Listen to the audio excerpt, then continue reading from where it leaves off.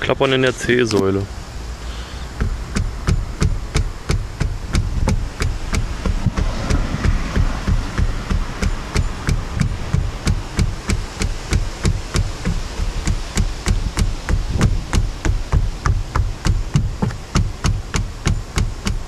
Zum Vergleich andere Seite.